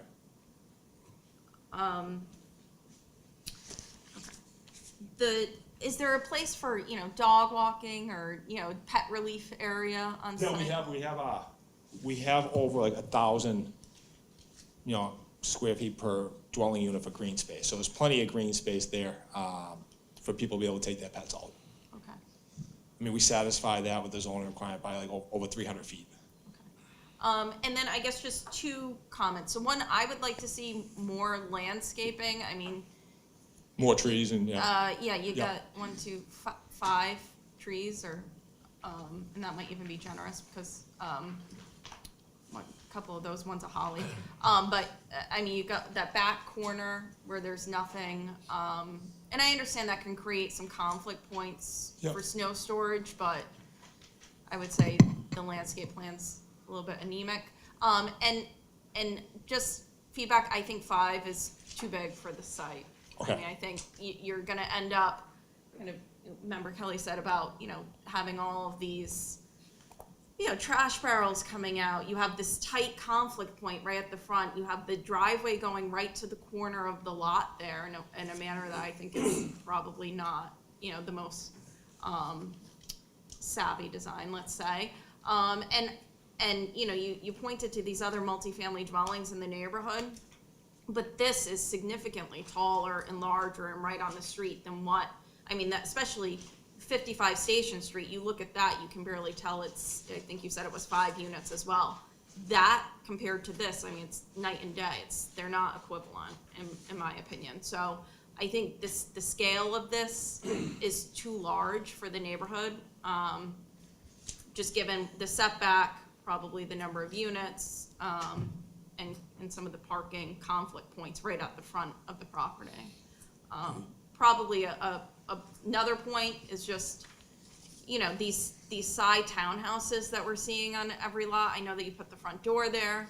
I think we're kind of creating these neighborhoods with all of these sideways housing that's not exactly great for, overall design. I understand this is a narrow lot and probably looking to turn the building isn't reasonable, but I think you got a lot going on right at the front of that site, and it's a narrow site, and it's too much, in my opinion.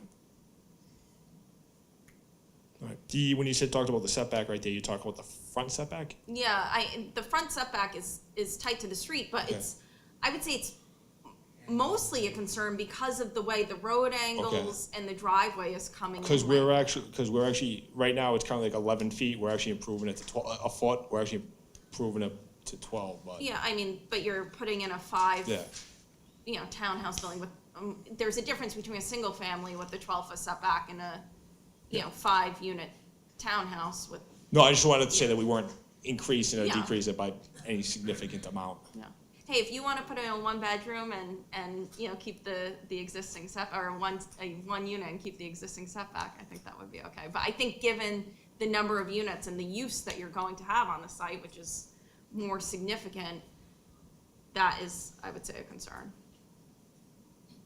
How would, I know you haven't had some time to really think about it, but how would you react to smaller units? 5 units, but smaller?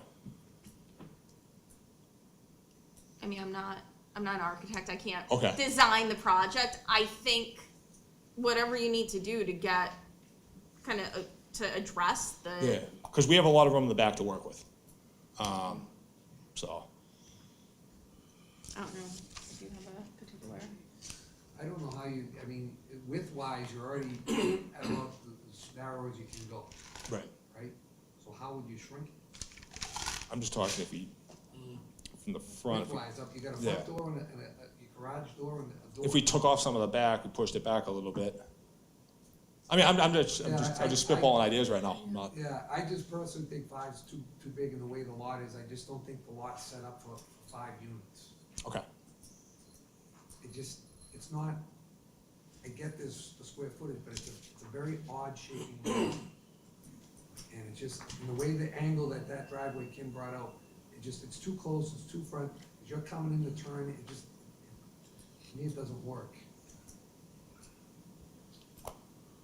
Patrick, when you say bring it back, are you saying move it up in the picture or to the left? Yeah. So right now, just to go off some numbers for you. The rear, we have 90, right now, the single family right there, we have 93 feet, okay? That's our rear setback right now. And we're pushing it back to 14 feet. So I'm just saying if we created more frontage, push the building back, but also decrease the amount that we're taking away from the rear. So go back to the picture you just Yep. set up. Which one?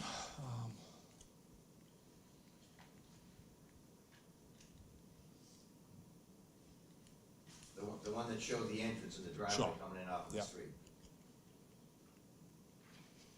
So. That one there? Yeah, okay, Yeah. so where are you gonna push this? Up in the picture or to the left in the picture? I don't understand what you. So, right there. So we're building out in the back, right? So I'm saying is if we cut off. One unit? Yeah, that would No, work. I know, I'm just trying, I Yeah, don't right understand. there, so- yeah, here it was right there on the line. So I'm saying, right now we're 14 feet from the rear setback, right? It's 93 now.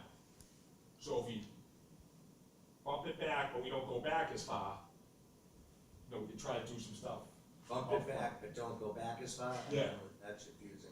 Bump it back in the front, but not go back as far in the rear. So make the units narrower to try and. Yes. I mean, I'm just more like, Yeah, yeah. I understand, I understand. What are you making, 2-bedroom units? I mean, so, No, I'm just, Yeah. if you're gonna shrink them, I'm just trying to figure how you're gonna. It does take a whole new design pattern. Yeah. You know, council. Yes, member. Pat, one thing, I agree with my colleagues, you know, I think it's a little much, but Kimberly brought up that first unit and the driveway coming out into the existing, the new proposed driveway. If that were to be reoriented with the garage, just for that one unit with the garage door on the front at Station Street, okay. then that would clear up that conflict that she pointed out. You wouldn't have a car coming out right at that pinch point. You know, it's just a thought, so you'd end up with two driveways going into the property, one for one unit and one for the other three, if you end up with four. Still a lot, I don't know. But that's just, again, just a Yeah, thought. just an idea, yeah. Oh, yeah, public comment, so thank you. Thank you. So, this is a public hearing. Anyone wishing to speak on this application can come up to the podium. We also have sign-in sheets on the side. Anyone wishing to speak?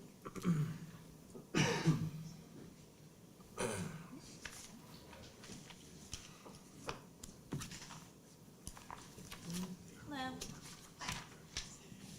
My name is Margaret Lombard. I actually sent a letter in, so I actually am in favor of the project, mostly because what's there is you know, it hasn't been touched in a long time. And I was thinking about the garbage situation. And I own 2 of the condos next door at 55 Station Street, my husband. And everybody puts their garbage out and takes it in, and it's not a big deal. I don't know how it works here, but I don't think that the garbage is a big deal. And I don't know if you want to read Oh, I will. my I will. letter, Yes, and then yep. I won't have to repeat myself. Yes, oh, yeah, we'll read it. But basically, I'm in favor, and I'm not sure exactly what else I want to add. But Okay. I think I I'll read it in. expressed myself there. Thank you. Great. And I kind of like your idea about turning that. I like it. But I don't think 5 is too much. I know you guys don't, but I think it'd be all right. Thank you. Anyone else wishing to speak on this application? Counselor Devine. Preemptively this time. I don't have too much to say, but, James Devine, 117 Cross Street. I heard about lighting. I'd just like to request that the light is, like down lighting, you know? Kind of fancy stuff, like, not fancy, but, Compass Medical did a really good job of illuminating their whole property. The place is very well lit, but there's no overspray of light going anywhere else, so just a small, simple request. Thank you. All right. Any more comment? No. Okay, so I will read the 2 letters that we received. And the first is from Margaret Lombard, who spoke. Dear Madam Chair and Planning Board members, we are writing in favor of the proposal to build 5 townhouses at 45 Station Street. As owners of 2 of the 5 condominiums next door at 55 Station Street, we are happy to see investment and improvement in the neighborhood. The existing single-family dwelling, though at one time state-of-the-art, has long since reached the end of its useful life. There had been virtually no upgrades or even upkeep of the property in decades. The new proposal seems well considered. 12 parking spaces should be more than adequate for the 5 units, especially considering that the lot is located within a mile of an MBTA station. The generous layouts of the units themselves should attract interest from many qualified buyers, thus creating a win-win-win situation. A win for the buyer, a win for the seller, and a win for the neighborhood that will benefit by improved property values. Not to mention that improved property values also benefit the treasury of the city of Quincy. We appreciate the work the planning board does to ensure that Quincy grows in a sustainable and responsible way. We look forward to continuing growth. And that's from Margaret and Brendan Lombard. There was another letter, and it says, members of the planning board have reviewed the plans for the new development at 45 Station Street and find that a 12-foot high retaining wall should not be built.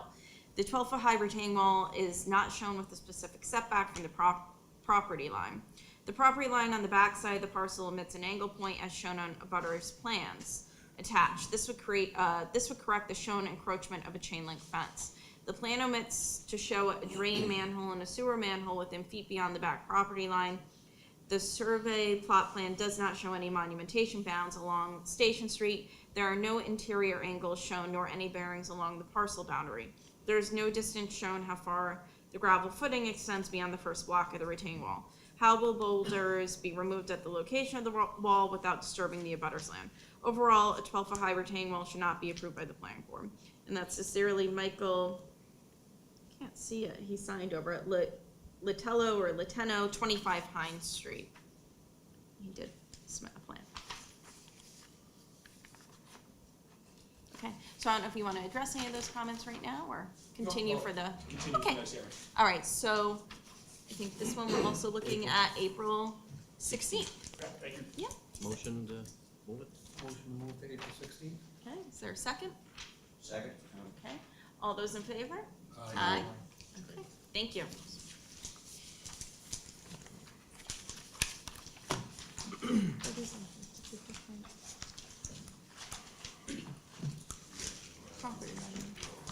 Yeah, Pat, sorry. Hey, Pat? Yep. Real quick, did you get a copy of this correspondence? Oh, that's, They're I given think a it's plot correspondence, but plan, there was a too. plan showing what he was referring to. Have you seen that? All right. Joe, we got a copy of that? We'll email that to you tomorrow. Thank you. All right, Thanks, guys. oh, yeah. Hey, Jim. All right, so we have business meetings. So new business, 150, 152, and 156 Quincy Street. Oh, yeah, planning board case number 2024-11. Planning department recommendation, confirmation of January 15th, 2025 planning board approval. This, everybody will recall, we did vote in favor of this grant at the last January planning board meeting, and so this is just identifying what the department's recommendation is relative to this property and what we voted favorably on. Correct, yeah, the department supported that vote at the last meeting. NeighborWorks is a nonprofit agency doing, admirable work. They have to pursue additional grant funding. We were pausing on some final comment letters. They did come in, no major issues. So the department was able to go ahead and complete its recommendation. I have it here to read as I customarily do. A question came up internally, though, where the board has already voted to endorse the project. Would this just be a confirmatory vote for the recommendation to be put on file, simply, or? Yes, yeah, we already approved the grant of the relief. Correct. Yeah. All right, very good. So with that, after consideration of the site plan and accompanying documents, comments received from the city staff and peer review consultant, the department recommends the board approve site plan under Quincy zoning ordinance Title 17, Section 9.5.1, and special permit under Section 5.1.17, subject to the below listed special and general conditions. Special condition 1, the applicant shall obtain all applicable findings, variances, and special permits if needed from the City of Quincy Zoning Board of Appeal. 2, the applicant shall submit a construction management plan to be filed and approved prior to the issuance of a building permit. This shall include the locations of stockpile and/or staging areas for construction equipment and materials. Applicant shall also address the construction period traffic impacts by providing a detailed sequence of construction and addressing any space constraints and detailing how they will be addressed as construction progresses. 3, the applicant shall perform soil tests during construction to verify underlying soil conditions. Any modifications to the stormwater management system due to differing soil conditions shall be submitted to the planning department and Department of Public Works for review and approval. 4, the applicant shall reconstruct the existing wheelchair ramp at and the sidewalk along the entire property frontage along Quincy Street with cement concrete sidewalk, broom finish with border and tool joints. The granite curbing as specified by the Department of Public Works. Prior to the issuance of a building permit, the applicant shall perform a water flow test with the city's water department. 6, the existing pipes, sewer main, manholes on Quincy Street shall be inspected with television pre and post development in order to check the condition of the system. Television report and clips shall be submitted to the city engineer for assessment. 7, 1 week prior to any land disturbance activities, the applicant shall conduct an on-site inspection with the city of Quincy and/or its designated representative to observe erosion controls installed at the site and review the erosion controls anticipated to be employed during construction. 8, the city of Quincy and the city's designated representative shall observe the construction of the stormwater management system at the following times: upon completion of excavation, upon completion of chamber and crushed stone installation, and prior to backfill. Applicant shall provide at least 72 hours notice for said inspections. Prior to the issuance of an occupancy permit, the applicant shall submit an operation and maintenance plan for the project stormwater system, which shall include the location of all stormwater BMPs in each train, along with discharge points, snow storage areas, and identification of winter salt and/or sand use restrictions, if any. Inspections shall be conducted by a civil engineer or environmental scientist.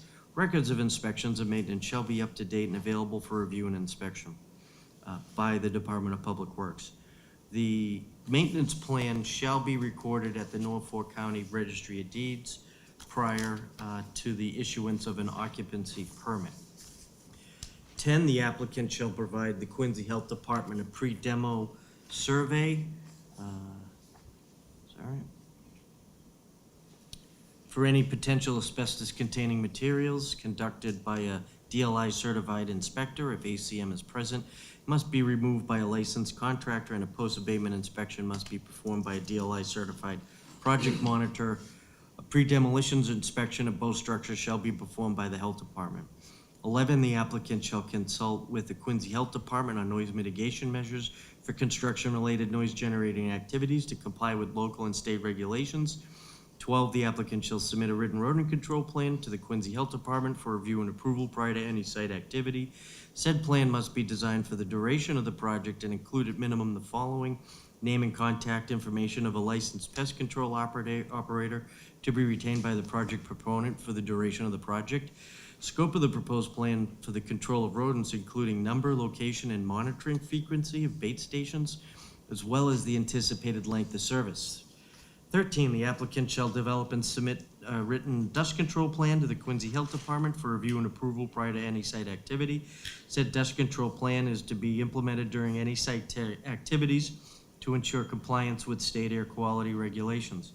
14, the applicant shall install stone or concrete survey monuments to delineate the public right-of-way. The monuments shall be set by a professional land surveyor. 15, upon completion of construction, the applicant shall submit a report including certified as-built plan from a professional engineer or surveyor, certifying that the stormwater management system has been constructed in accordance with approved plans. The report shall include a certification that the excavations of the proposed system were inspected prior to backfilling. The applicant shall also provide to the city engineer the digital file as-built plans showing all utilities, building footprints, reference bounds, and benchmarks defining the total site, facility, and rights-of-way, along with an AutoCAD file. The as-built plan shall be in Mass State Plane Coordinate System. The plan should be stamped and signed by a professional land surveyor or professional engineer. Upon completion of the project, the applicant shall submit a stamped affidavit from a registered professional engineer that all utilities are constructed as designed and no illicit connections are found on the completed project site. And that would complete the department's recommendation. Okay. Would you like us just to? Just, I guess,